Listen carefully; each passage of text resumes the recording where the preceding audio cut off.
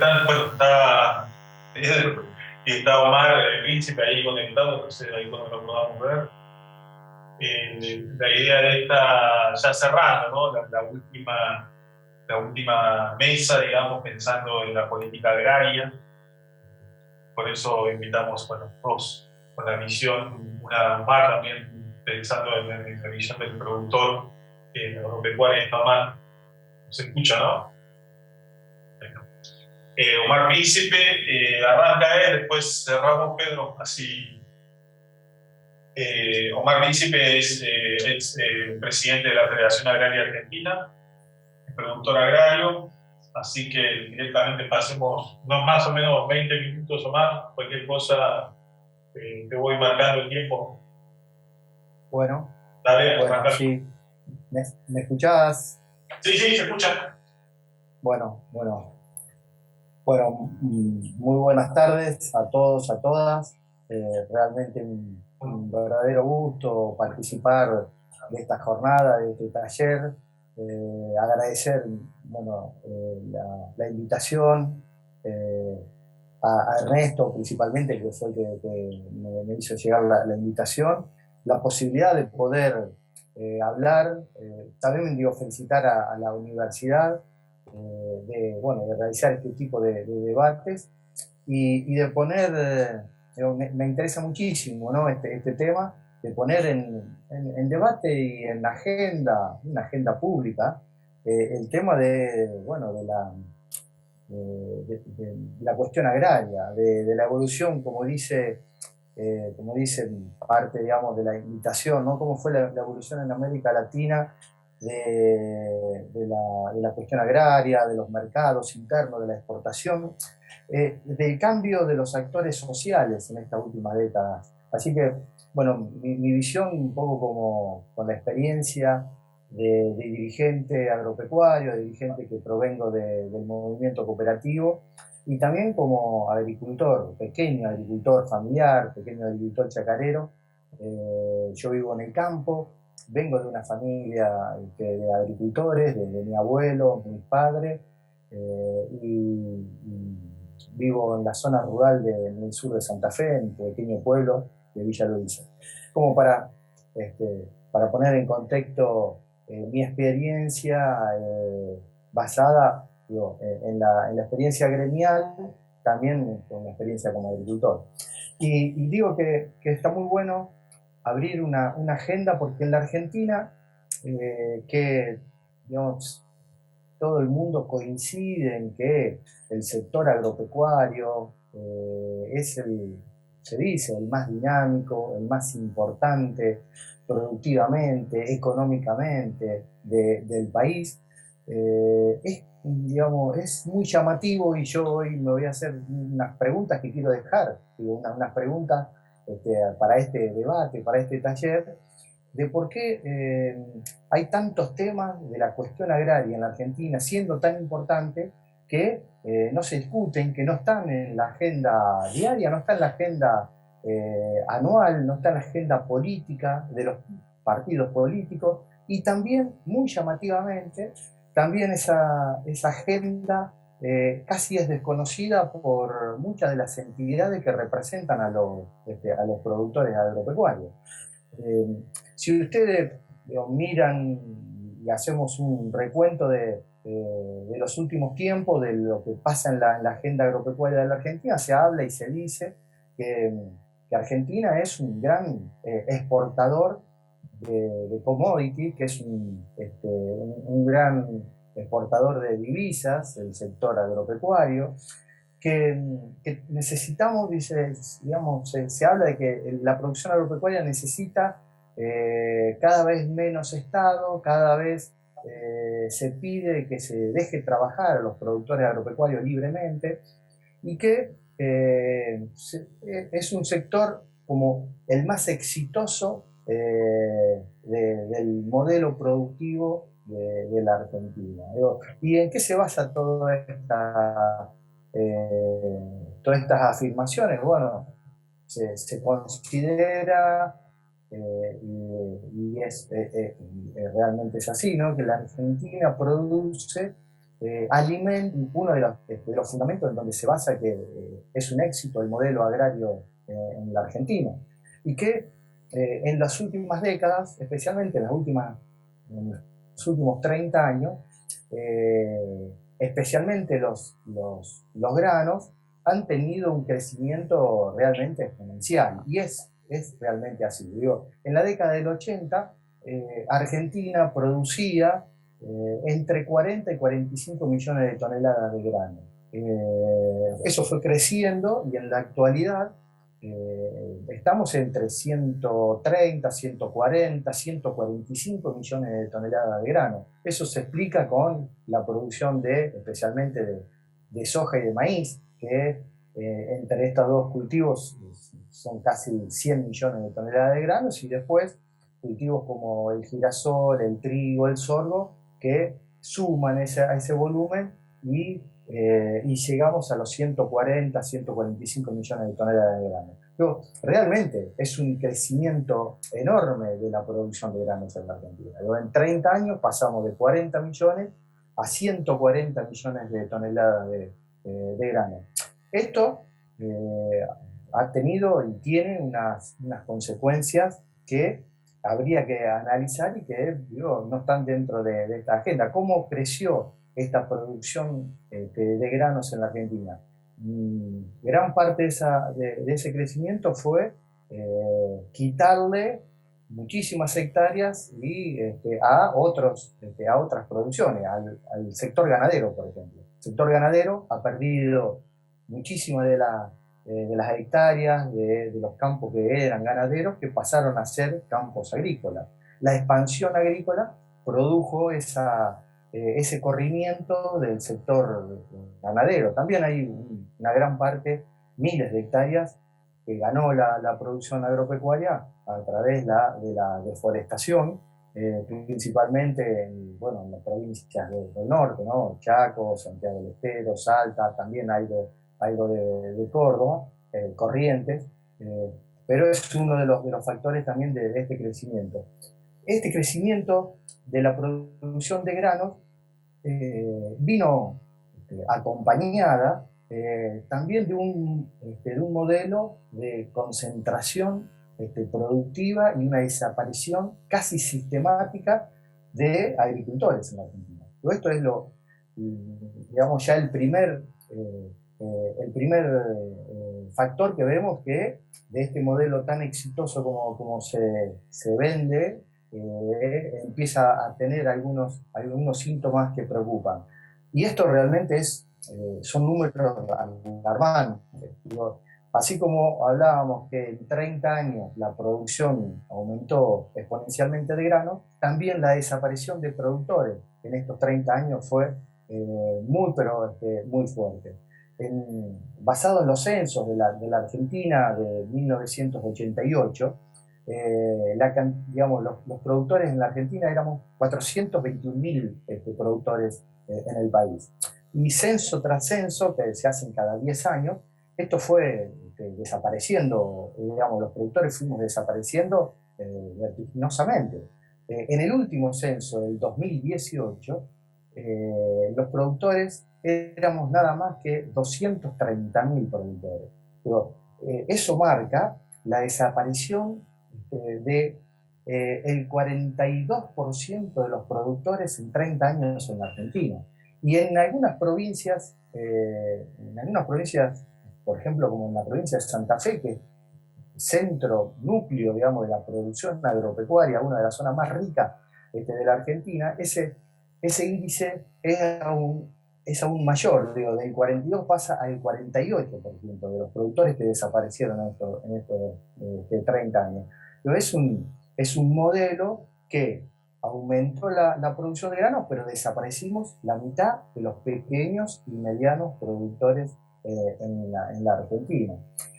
Y además, de los productores que quedamos todavía en actividad, esa concentración, que viene avanzando y desaparición de productores, queda una concentración realmente muy fuerte. Le tiro algunos datos en cuanto a la producción de grano. en la producción de granos en la Argentina, eh, el 80% de los granos de estos granos que antes hablamos, que son cerca de 140 millones de toneladas de granos, bueno, el 80% de esos granos lo hacen nada más que 10.000 empresas, más, menos, va cambiando por año, pero ese es un dato significativo de la concentración primaria de la producción que hay en grano. Y que, digamos, si miramos ese número al revés, la mayoría de los pequeños y medianos productores que quedamos todavía en nuestro país, que somos cerca de 45.000, 46.000 productores, o sea, representamos el 80% de los productores granarios, pero solamente producimos el 17% de los granos de nuestro país. Miren qué increíble, ¿no? Este nivel de concentración. Después hay datos concretos que tenemos, por ejemplo, de nuestras cooperativas que nos confirman y nos certifican este modelo de concentración. Hay un dato de hace muy poquitos días de una cooperativa federada de Pergamino, que es otra zona núcleo, digo, de la provincia de Buenos Aires, en la Argentina, zona riquísima en cuanto a tierras, a productividad, y en esta cooperativa hicieron digamos, un estudio de este último año en donde solamente 16 productores producían la misma cantidad de granos que 230 pequeños y medianos productores de esa cooperativa. Ese es el nivel de concentración actual que hay en el modelo agrario de nuestro país. Esa concentración no es solamente en el sector primario, digo, pasa también en la comercialización de los granos y termina con el sistema de exportación de grano que está totalmente concentrado en seis o siete grandes empresas transnacionales que son las que exportan nuestro grano en la Argentina. Y un dato, nosotros que venimos del movimiento cooperativo, de cómo también esto ha afectado a la comercialización y a la exportación del movimiento cooperativo, que representa una herramienta muy especial de comercialización de los pequeños y medianos productores. En la década del 80, el movimiento cooperativo llegó a exportar el 18% de los granos de nuestro país. Y en la actualidad el movimiento cooperativo solo exporta entre el 4 y el 4,5% de los granos digamos, que hacemos estos miles de pequeños y medianos productores. Ante esta explicación, digamos, del modelo, en donde cierra solamente con una concentración y en donde solamente es muy rentable aquella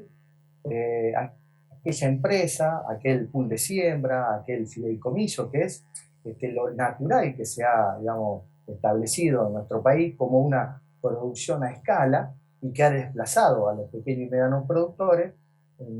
También esta concentración está en las otras producciones que digamos, no son tan estrellas como la producción de grano en la Argentina. Porque yo decía, bueno, en la producción de grano se toma como un éxito que producimos y que exportamos millones de hectáreas de grano. Perdón, sí, millones de toneladas de grano. Pero si vamos a tres producciones agrarias que son históricas y que están en la Argentina digamos, desde el inicio de nuestro país, vamos a tomar la producción ganadera bovina, la producción porcina y la producción lechera. Y le voy a dar datos muy pocos datos, pero como para mostrar una fotografía de que este modelo de concentración está en todas estas cadenas. Digo, en la lechería, en la Argentina, en los últimos 30 años hay un decrecimiento y una desaparición de tambos también tan enorme como en la producción de grano. Llegó a tener en la Argentina 17.000 tambos en producción. Esto hace nada más que 20 años atrás. En el último censo no llegábamos a 10.000, creo que éramos 9.600 o 9.500 tambos en la Argentina. También con un nivel de concentración de tambos que producen, megatambos que ya están produciendo la mayor cantidad de litros de leche de la Argentina.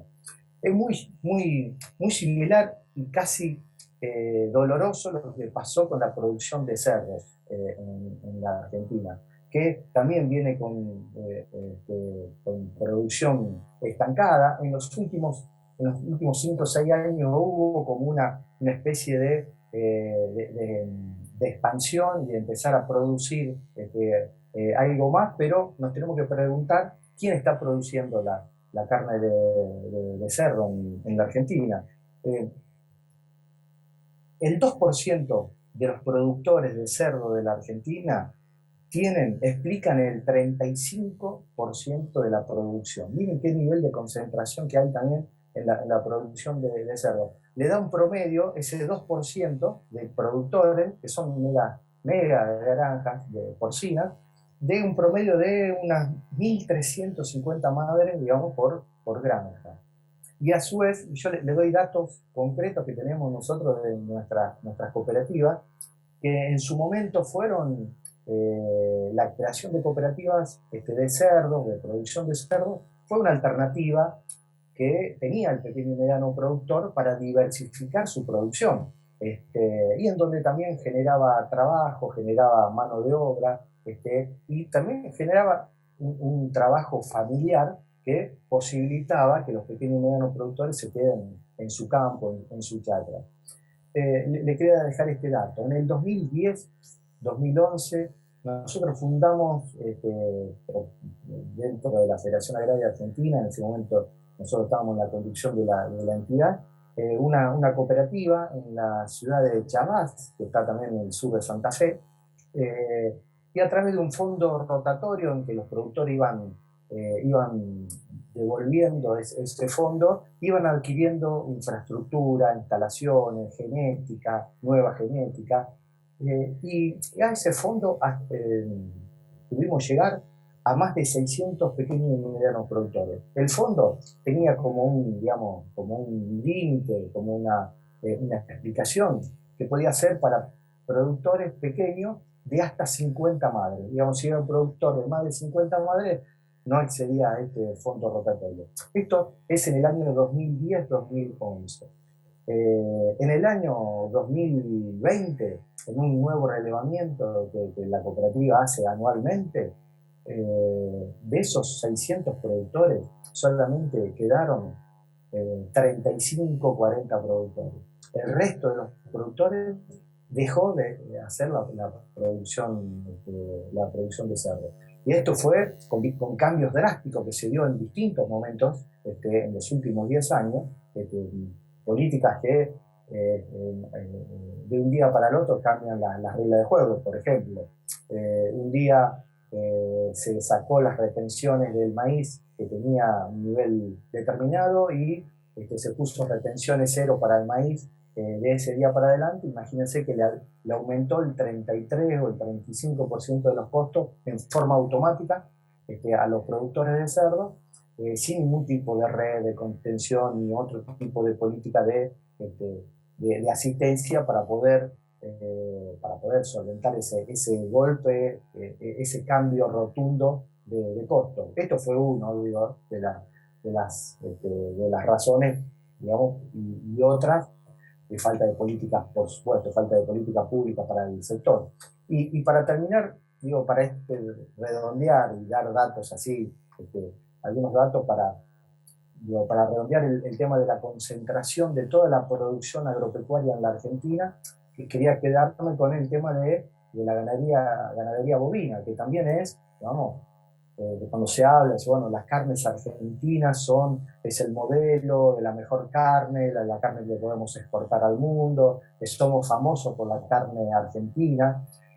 Y bueno, cuando nos preguntamos, ¿quién produce la carne en la Argentina? ¿Quién es el que produce esa carne que después consume el mercado interno de la Argentina? Recordemos que en la carne bovina, el 80% de lo que produce la Argentina va al mercado interno y el 20% va a exportación. Bueno, miren, el 53%, digamos, perdón, productores de 0 a 100 cabezas, o sea, pequeños productores ganaderos, representamos el 53% de los productores ganaderos de la Argentina. Pero solamente tenemos el 8% del stock ganadero, ¿no? Bueno, todos estos datos que fui dando de la concentración en las distintas cadenas, en el sector primario y en las distintas cadenas productivas, tendría que generar realmente un verdadero debate y tendría que estar en una agenda permanente. Si la Argentina se preguntaría hacia dónde vamos con este modelo agropecuario, ¿verdad? Si este modelo sigue consolidándose en los próximos 10 o 20 años, ¿quién va a terminar produciendo los granos, la carne, la leche en la Argentina? Si agricultores, si pequeños y medianos agricultores, o un grupo de mega empresas que van a hacer la producción, van a comercializar, van a industrializar y van a exportar estos productos en nuestro país. Y este es un debate que me parece que está pendiente en la Argentina y es un debate que tenemos que incorporarlo en la agenda diaria, en la agenda importante de nuestro país, si realmente queremos tener un país en donde pensemos en un verdadero desarrollo territorial de la Argentina. Lo que ha tenido la Argentina en algunos puntos, como en los granos, es un crecimiento de producción, pero no ha tenido un verdadero desarrollo territorial, no ha tenido un verdadero desarrollo de generación de valor agregado. Es más, todas las producciones que generan valor agregado, digo, la carne, la leche, la producción de la carne bovina, la producción de cerdo, que son producciones que generan valor agregado en origen, en la misma chacra, que hacen que un productor transforme su grano, su commodity, en carne, en leche, y que además siga con un proceso de industrialización que genere valor agregado localmente en la región, en la provincia, y que después pueda ser consumido en el país o pueda ser exportado. Bueno, todas estas producciones son las que están estancadas desde hace años en la Argentina, y solo lo que ha crecido es la producción de grano. En esta semana, por ejemplo, veía que se juntaron las entidades agrarias con el secretario de Agricultura de la Argentina, con José Bailio, y yo miraba las notas que salían, las notas publicadas en los diarios, y el pedido de las entidades agropecuarias era, o fue, que bajen las retenciones, retenciones cero, y que bajen las retenciones a los granos en la Argentina para poder seguir produciendo más. Yo me pregunto, digo, y dejo esta inquietud, si el único interés del sector, de nuestro sector agropecuario, es la quita de retenciones, nos estamos olvidando. Digo, desde ya que pienso que la Argentina necesita una reforma impositiva, que esté basada en la progresividad de los impuestos, ¿no? Y por eso desde nuestro sector de pequeños y medianos productores, en el tema retenciones, nosotros insistimos y creemos, y hemos tenido experiencia en Argentina, de que las retenciones tienen que ser segmentadas, o sea, se tienen que, por capacidad de productor o por escala de productor, tiene que haber distintos niveles de retenciones, hay que devolverle las retenciones a los pequeños y medianos productores. Hemos tenido experiencia varios en este sentido, en el 2015 y hace 2 años atrás, en el 2019, pero es una política que hay que profundizarla y hay que darle continuidad año tras año. Pero, eh, digo, para completar esta pregunta, si el único tema agrario es el tema de retenciones, nos estamos olvidando de cuestiones muy importantes y que van a seguir profundizando y van a seguir, digamos, van a seguir realizando este daño a todo el sector agrario, en donde vamos desapareciendo los pequeños y medianos productores. ¿Y por qué digo esto? Omar, estamos en tiempo, si podemos ir redondeando. Voy redondeando con esto y le agradezco. 20 años atrás, un agricultor, para producir, vamos a la soja, que es, digamos, la producción estrecha de la Argentina. 20 años atrás, el costo de insumos, de semillas, de fertilizantes, herbicidas, para sembrar una hectárea de soja eran 10 quintales. Se lo doy en números redondos para digamos, poder absorber estos datos. Eran 10 quintales. Y teniendo en cuenta que en la Argentina el 60% de la producción de grano está basada en tierras arrendadas, o sea, son tierras que se arriendan, que se alquilan. Entonces, el costo de producción era de 10 quintales y el costo de alquiler de esas tierras era de otros 10 quintales. O sea, un productor que alquilaba una hectárea pagaba 10 quintales de insumos y de gastos y 10 quintales de arrendamiento. Tenía 20 quintales de costo más los impuestos. A un promedio de que la soja en la Argentina da 35, en años buenos, puede dar más, puede dar 40 quintales, pero vamos a un promedio de 35 quintales, saquen la cuenta de la rentabilidad de hace 20 años atrás. ¿Qué pasa en la actualidad?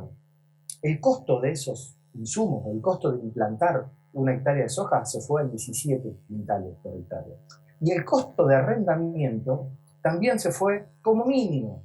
En la pampa húmeda a 17 quintales se pagan hasta 19 o 20 quintales por hectárea. Esto lleva a un costo de más de 35 quintales, como piso de 35 quintales por hectárea. Fíjense cómo ahí cierra este círculo de que solamente con una producción a gran escala es posible tener rentabilidad en la producción de granos en la Argentina. Y además, la pregunta que dejo es ¿por qué, si el costo más importante que tiene un productor agropecuario son los insumos, el paquete tecnológico y el paquete tecnológico para sembrar la producción, ¿por qué no se discute en el sector agrario cómo bajar estos costos y quién se queda con esta rentabilidad extraordinaria en nuestro país? Y además, ¿por qué no se discute en la Argentina una nueva o una ley de contratos agrarios o una ley de arrendamientos, teniendo en cuenta estos porcentajes que antes hablaba? Esto tendría que ser una agenda importante diaria y una agenda tomada para poder debatir otro modelo agrario en nuestra Argentina. Digo, si en las zonas urbanas está naturalizado y se comprende que se hable de una ley de alquileres donde se ponga equilibrio entre los dueños de un departamento, de una casa, y los inquilinos, ¿cómo, siendo tan importante el sector agropecuario de nuestro país, no se habla de hablar de una nueva ley de alquileres, una nueva ley de contratos agrarios, una ley de arrendamientos, y salir de este modelo en donde se arrienda contratos accidentales, así se llama, año por año, y en donde se favorece la especulación financiera, en donde pools o fideicomisos o inversores entran a hacer negocios en la producción agraria, desplazando a pequeños y medianos productores. Tendría, bueno, realmente un poco más para seguir hablando, pero si ya está el tiempo, solamente decir que la Argentina necesita de esta agenda y necesita de debatir temas en donde podamos plantear que el desarrollo local, el desarrollo territorial y el desarrollo agrario tiene que estar, digamos, acompañado de incentivar, de promover y de, digamos, empezar a tener cada vez más pequeños y medianos productores que podamos ser los responsables de la producción de granos, la producción de alimentos, la comercialización de alimentos, la industrialización de alimentos en la Argentina, para que no solamente sea un beneficio para el sector agrario, sino un beneficio para la Argentina, para los consumidores de esos alimentos, para tener una Argentina con mayor igualdad, con mayor desarrollo y, bueno, y una Argentina más inclusiva y con más igualdad para todos. Así que muchísimas gracias, disculpen si me extendí en el tiempo y estoy a disposición para preguntas. Dale, buenísimo, Marco. Quédate por ahí que ahora va a poner Pedro Arbeleche de UDELAR Uruguay. Así que, Pedro, arrancamos y después hacemos al final unos 5 minutos, por lo menos, algunas preguntas, consultas y continuamos. Bueno, la diferencia es que yo soy investigador y profesor de la universidad y no productor. Digo, pero hay una serie de elementos que marcó Mar que lo podríamos dividir entre 10 y 12 y más o menos tenemos lo mismo en Uruguay. O sea que eso lo vamos a ir mostrando medio rápidamente. Y algunas diferencias que pueden ser políticas de Estado. ¿Ya? ¿Está bien? Entonces, el esquema es una contextualización histórica del sector agropecuario, unas principales políticas implementadas a finales del siglo XX y principios del XXI que generan un cambio en Uruguay y resultados globales y a nivel de rubro productivo. Todo eso lo voy a pasar muy rápido, o sea que no se preocupen, voy a tratar de respetar los 20 minutos. Uruguay del siglo XX, igual que Argentina, estancamiento, crecimiento hasta el 50-55, guerra mundial, guerra de Corea, se terminaron las guerras, país ganadero, nos pasamos a un estancamiento que duró entre los años 50, 55 hasta el año 90. Pero un país de tradición básicamente ganadero, con una exportación tradicional de un sector que normalmente subsidiaba y generaba otros sectores productivos, incluido el agrícola. ¿Qué pasó en el Uruguay del siglo XXI? Bueno, aparece la soja y aparece una dinámica de crecimiento que el Uruguay no tenía prácticamente antecedentes. La soja es el objeto emblemático, el que genera todo esto. Aparecen nuevos actores, cambios en los sistemas productivos y hay un cambio de la organización de las empresas. Hay, si se quiere, una profesionalización de la producción agropecuaria. ¿Cómo es esta expansión? Bien, diferenciada por rubro productivo. Está asociada a procesos que ya estuvimos hablando de transnacionalización y extranjerización y concentración de la producción. Hay procesos de concentración y exclusión y van a ver que en el último periodo yo parto de la base que hay procesos de desconcentración, sobre todo en lo que es el sector agrícola. O sea, de una concentración que fuimos llevando hasta el año 2012, 2013, después aparece todo. Y bueno, con estrategias diferentes, según rubro, cambiantes, y políticas públicas, que son las que voy a enumerar, y las voy a ir marcando algunas como políticas de Estado y otras como políticas asociadas a un determinado gobierno, que fueron siendo diferenciadas, aunque no explícitamente. Una de las primeras muestras es la Ley Forestal del año 1987. Esto es una política de Estado, todos los partidos políticos, medio del Frente Amplio, que en ese momento era el 25-30% de los votantes, votan esta ley. Una ley que promueve el ingreso a Uruguay de grandes transnacionales o empresas transnacionales a forestal. Y que hoy, entre dos de ellas, tienen cerca de medio millón de hectáreas de un Uruguay de 16 millones de hectáreas. Esta ley forestal que tenía para subsidio a la plantación, se determinó dónde se podía plantar y luego de todo ese crecimiento forestal van a ir apareciendo las papeleras, que es lo que hoy tenemos y que estamos por llegar a la tercera papelera en poco tiempo, y que lleva a que la forestación sea aproximadamente hoy un tercio de las exportaciones. Un tercio no. Los tres rubros principales son forestación, agricultura y ganadería, y más o menos equivalentes ocupan entre un 20 y un 25% del total de exportaciones. En el año segunda mitad de los 90 está la habilitación de la soja transgénica, que es lo que permite después, a partir del 2002, la aparición de la soja. Esta sí ya es una ley que no es, como es, no es una política de Estado, es una política impulsada por ciertos sectores y que en realidad en ese momento pasó bastante desapercibida para todo el sector agropecuario. Cuando quisimos acordar, la transgénica estaba habilitada. Y listo. En el año 98 se promueve una ley de inversiones. La ley de inversiones lo que buscaba era promover todas las inversiones en el sector agropecuario. Hasta el año 2019, todo aquel inversor en el sector agropecuario que hiciera una inversión que fuera declarada de interés público, lo cual no era muy difícil, lograba en 4 años subsiguientes a que instalaba la inversión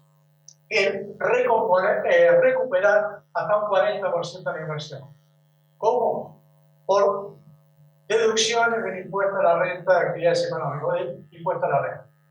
O sea, el impuesto a la renta en los 4 años siguientes, si lograba cubrir ese 40%, recuperaba el 40%.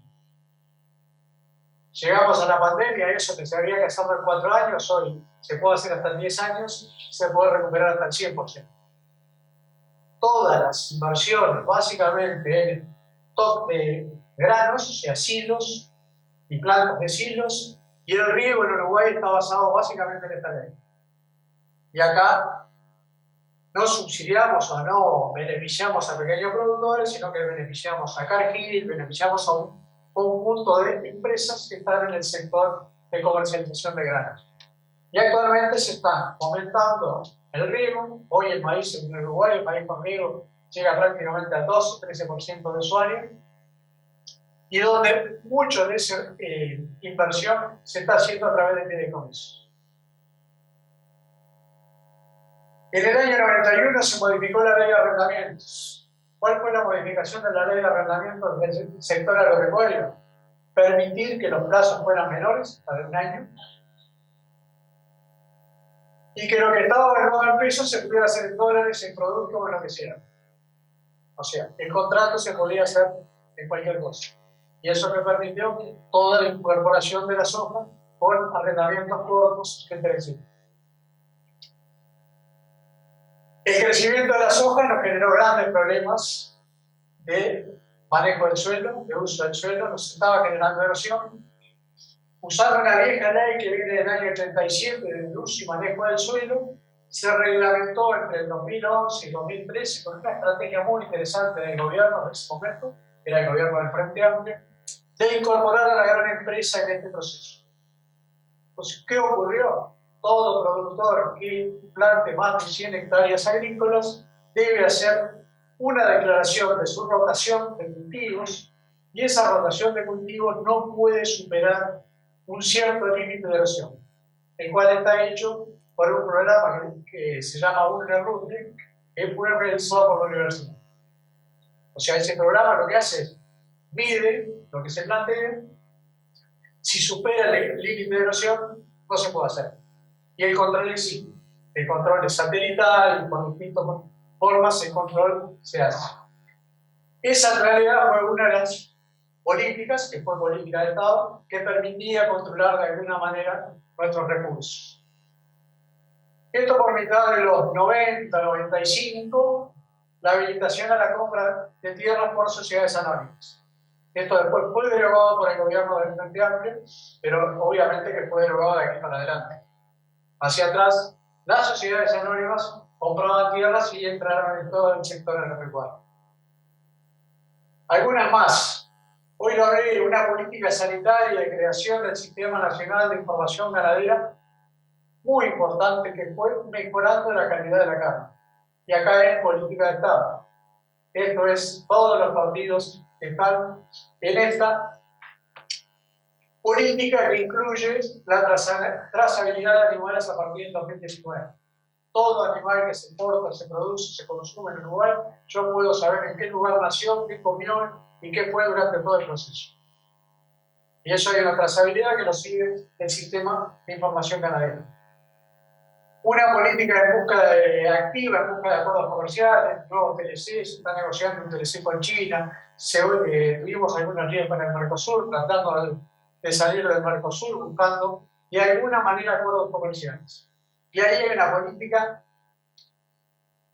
que todo el gobierno, todo el Estado, digamos, está de acuerdo, todos los partidos políticos. Es agresivo de conquistar mercados, y el ejemplo más claro es el INAC. Y después tenemos nuevos rubros productivos, entre los cuales está el cannabis y el cáñamo. Otros lugares que estamos buscando de alguna manera los olivos, etc. En paralelo y entre el periodo 2005-2020 se generaron, se implementaron algunas políticas de desarrollo rural. Dos de ellas fueron reflotar una ley antigua, que era la ley de colonización, que era del año 48, y que entre el 2006 y 2020 impulsó una entrega de poco más de 100.000 hectáreas, principalmente a grupos organizados, a pequeños productores, asalariados, etcétera, etcétera. Se les entregaba tierras para la producción, siempre 73.000 de esas hectáreas eran colectivas y 40.000 divididas en parcela individual. O sea, se replantó una vieja política agropecuaria.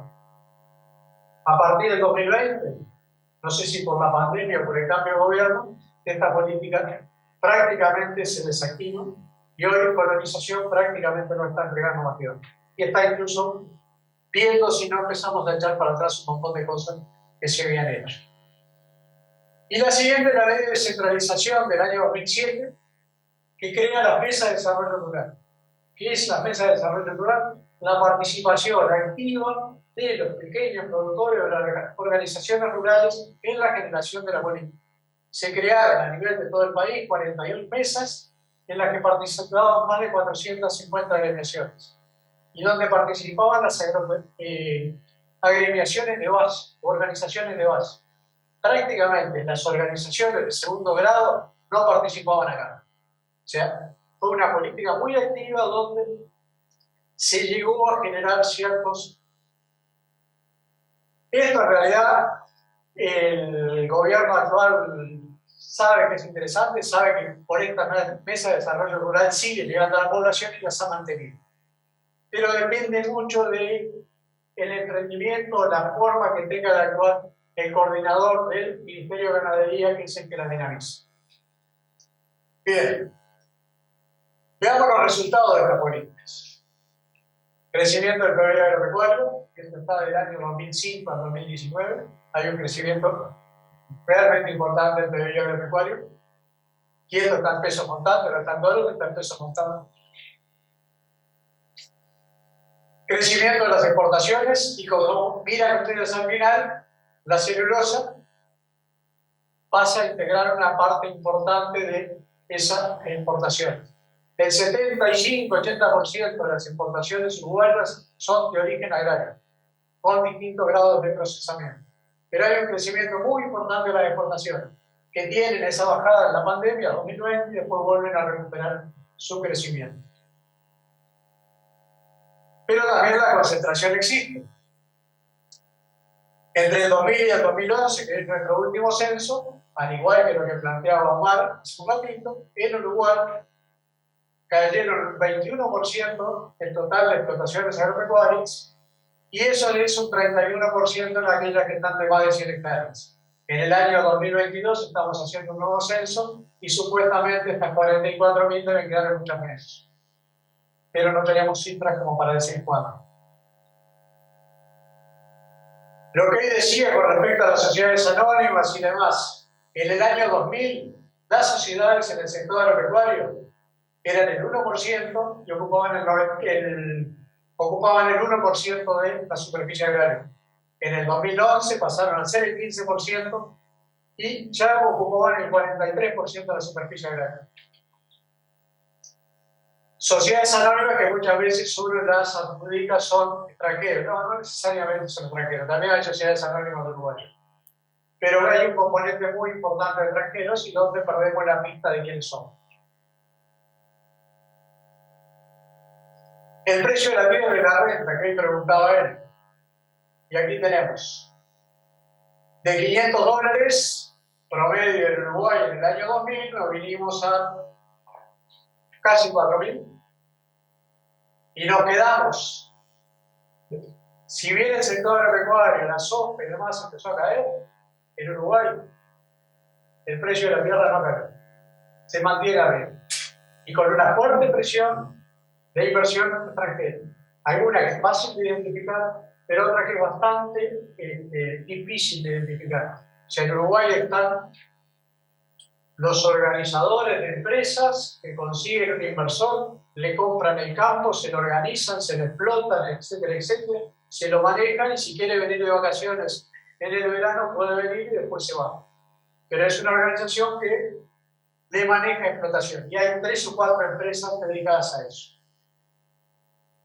Si uno mira la renta, ya.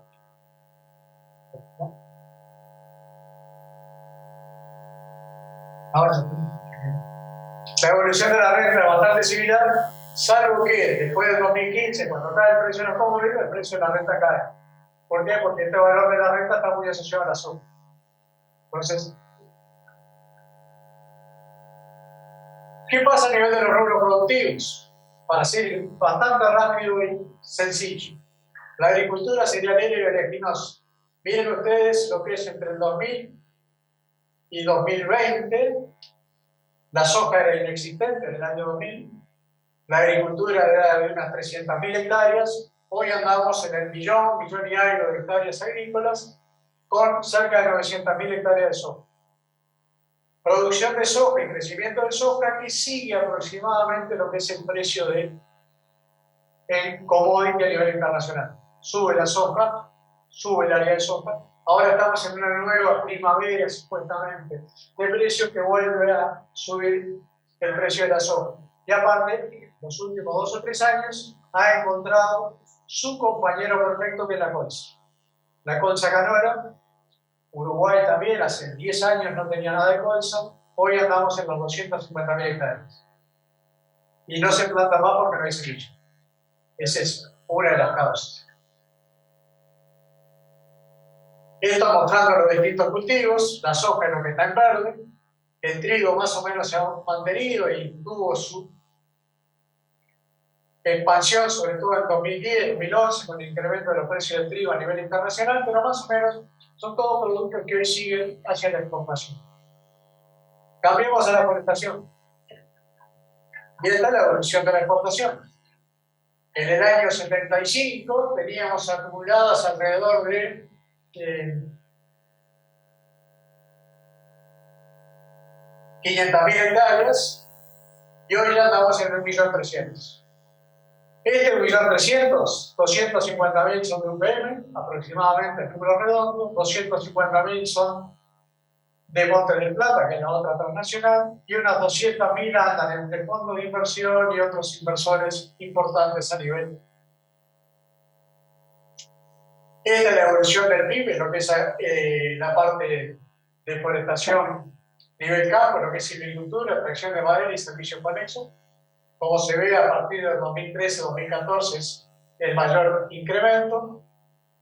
Y esta es fase industrial, con un 2008-2009, donde se instala la primera planta con la cual tuvimos una serie de conflictos muy amistosos con Argentina, segunda planta que se instala en el 2014, y ahora nos vamos por la tercera planta. Que esta, para no tener problema, la hicimos en el centro de Uruguay, o la estamos haciendo en el centro de Uruguay, para evitarnos ciertos problemas que antes teníamos. ¿No? Y por último, ganadería, y así cierro. De 16 millones de hectáreas que había, la ganadería tenía unas 14 millones. La soja y la agricultura le comió aproximadamente 1 millón de hectáreas. La forestación le comió otro 1 millón de hectáreas, o sea que la dejó en 12 millones. Sin embargo, la producción de carne vacuna de millones de toneladas de miel siguió creciendo. ¿Esto qué significa? Hay una intensificación de la producción, hay una mayor productividad por hectárea. Los niveles de faena, que andaban en 1.600.000 cabezas faenadas, andamos ahora en los 2.200.000, 2 millones y algo de cabezas. Esto que tiene se intensifica, se baja la edad de faena, hoy andamos en 2 años y medio, un poquito más, ya no hay animales de 4 años, o sea, hay toda una intensificación y donde el sector invernador o de terminación, como se llame, es concentrado por el agronegocio y la que tiene lo que quedó en manos de productores ganaderos pequeños, medianos. En alguna manera, a veces uno dice, en Uruguay, la soja, la forestación, la invernada son terrenos del agronegocio. Las reservas, en el sentido de lo que eran las reservas indígenas en Estados Unidos, para la agricultura familiar quedó en la lechería, y cada vez menos, y en la ganadería de cría. El resto está concentrado por la gran empresa. Esto es la evolución de las exportaciones de carne vacuna. Si uno mira también la evolución del incremento del precio, Uruguay estaba en los $4.000 por tonelada promedio en el año 2016 y llegó a los 5.000 y 5.500 en el año 2021. Promedio del valor de exportación por tonelada. Y para cerrar, la lechería, para mostrar lo que normalmente se dice, bueno, este es el número de remitentes lecheros que está en la barra negra, caída abrupta, y el aumento de producción. O sea, también, y un sector que rápidamente se va concentrando y rápidamente va desapareciendo a pequeños productores. Fíjense que de prácticamente 6.000, hoy estamos en menos de 3.000, 2.000, 2.500. La soja expulsó mucho, este era un sector que arrendaba, tenía tierra en propiedad de arrendar. El que le arrendaba la tierra al lechero, o le pagás tanto, o se la doy que no va a plantar soja. Entonces, ha tenido un montón de problemas en ese sentido. Para cerrar, crecimiento productivo y de productividad, está claro. Desarrollo no sé si hay, pero crecimiento productivo hay. Y en productividad, concentración y extranjerización de procesos productivos también lo hay. El sector ganadero, la industria frigorífica, lo mostró María José hoy, está totalmente en manos de empresas extranjeras.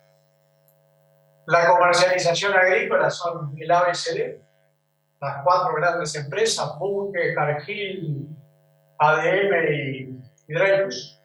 Y a veces los valores que nosotros tenemos no son tan claros porque gran parte de la soja que Uruguay exporta, por lo menos un 40%, Uruguay se la exporta a zona franca de Uruguay y después de zona franca sale hacia el resto del mundo. Y en zona franca opera Dreyfus. Dreyfus opera con soja uruguaya, soja boliviana y soja paraguaya. Y la va generando. Y bueno, hay políticas públicas que apuntan al crecimiento, pero con políticas de desarrollo que en la actualidad se están desmantelando. Esa es la condición nuestra en este último tiempo. Y bueno, y hasta aquí llego, trato de cumplir los tiempos, no sé si lo cumplí, creo que sí. Excelente. Muchas gracias. Gracias a ustedes. Bueno, tenemos unos 10 minutos, Omar está por ahí, para consultas, consideraciones, comentarios que quieran hacerle a los expositores. Sí, yo quería hacer un comentario para romper el hielo, digamos.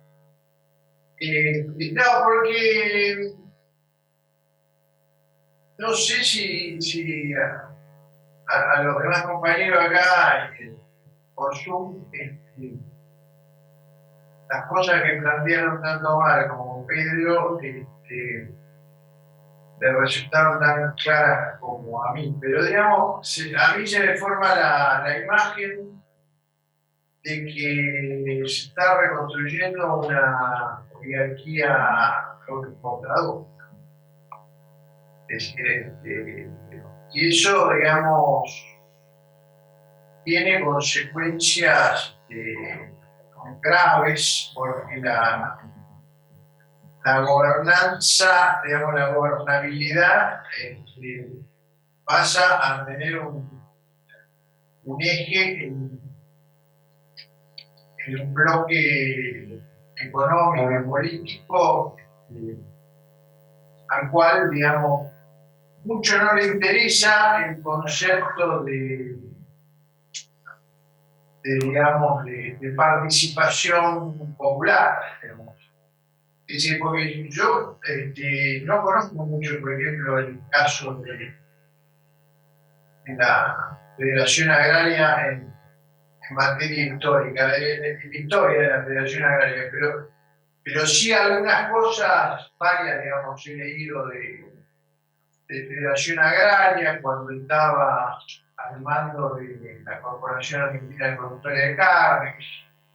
Después lo conocí a Humberto pero sobre todo tuve bastante relación con Daniel Bo. Y la verdad que ellos manejaban, digamos,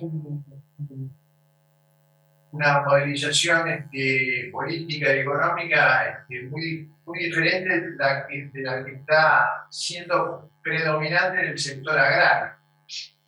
Y digamos, en el caso de Uruguay, digamos, lo que vi que es un poquito distinto es esto de las mesas de desarrollo rural. Y todo lo demás es la misma porquería que acá, decirlo mal y pronto. Entonces, bueno, si está esa construcción, digamos, o reconstrucción de la oligarquía agroexportadora, la verdad que si para lo que de alguna manera nos interesa un poco la solidaridad social, digamos, para decirlo de alguna manera, esto va totalmente a contramano de esa posibilidad. Y no veo realmente que se haya avanzado, es decir, lo que me gustaría es ver un poco un balance, tanto a nivel histórico como de la historia más reciente, digamos, de si ha habido, digamos, alguna reacción importante, digamos, un impedimento, un obstáculo a esa reconstrucción de lo que yo me imagino como reconstrucción de oligarquía agroexportadora. A los dos, no sé. Mar.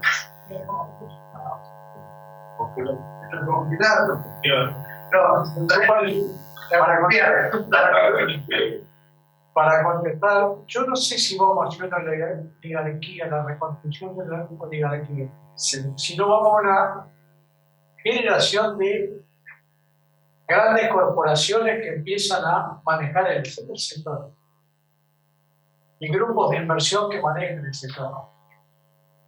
Entonces ahí es donde empieza a aparecer el grupo. Sí, desde el punto de vista económico sería lo que yo me refiero es la unión de esto que vos decís, que sería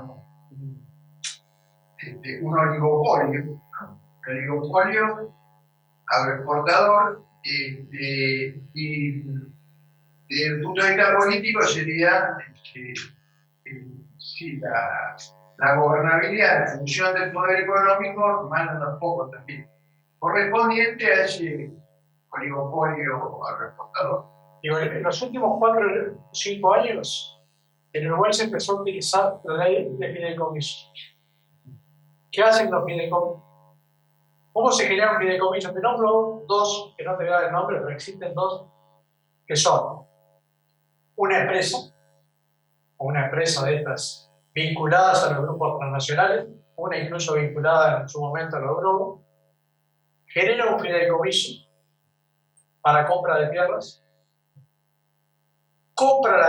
hace que el fideicomiso compre la tierra. Los que invierten en el fideicomiso son todos los asalariados uruguayos, porque son los fondos previsionales de Uruguay, son los que invierten entre un 90 y un 95% en ese fideicomiso. La empresa se guarda el 5%, para decir yo también invertí. Una vez que funciona ese fideicomiso, le arrienda la tierra a la empresa que lo generó. Y la empresa que lo generó produce. E instala sistema de riego utilizando la ley de inversiones, que también se le hace pagar el fideicomiso. ¿Qué va a pasar dentro de 15 o 20 años con esa tierra? No tengo ni idea, cuando el fideicomiso se termine. Y ahí hay 100.000 hectáreas de agricultura y hay 100.000 hectáreas forestales. Una nueva forma de capital, manejar el capital de todos, concentrado, ¿no? Ah, Sí, yo coincido con lo que están planteando. Creo que lo que hay que tener en cuenta de la Argentina es el corrimiento de las políticas públicas y del Estado en el sector agropecuario. Digo, cuando recién escuchaba la experiencia de Uruguay con respecto a los fideicomisos, aquí los fideicomisos que se han casi adueñado, digamos, de la producción primaria de grano en la Argentina son todos fideicomisos privados, de inversiones privadas, que llegan a explotar cantidades realmente, bueno, ¿cómo es? Enormes de hectáreas. O sea, hay fideicomisos, es público, ¿no? Son públicos. Pero por eso puedo nombrar algunas como Ecoagro o otros que llegan a sembrar 250.000 hectáreas de soja. O sea, es realmente, ¿sabe qué son? A veces son 10 pueblos 10 pueblos juntos. Digo, yo vivo en un pueblo, en un distrito del sur de Santa Fe, que todo el distrito, toda la localidad tiene 36.000 hectáreas. 36.000 hectáreas. Fíjense que estamos hablando de casi 8 distritos completos, localidades completas, que lo trabaja un solo fideicomiso. En mi localidad somos, en estas 36.000 hectáreas todavía, digamos, quedamos 200 chacareros, 220 agricultores. Entonces, ahí está el modelo en donde se va arrasando toda una, no solo la cuestión primaria, sino está arrasando la misma, el mismo desarrollo del interior del país.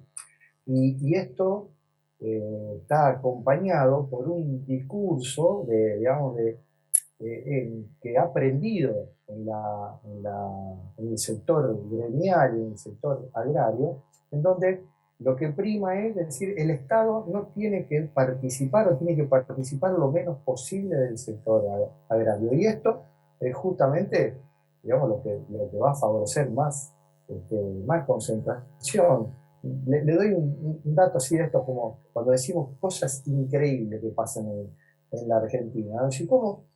Cuando se discute si el Estado, ¿no?, podría participar del comercio exterior de grano de la Argentina, se dice, no, es imposible, es ineficiente, no tiene que participar. Eso es, llegan a decir que es casi, digamos, socialismo o comunismo.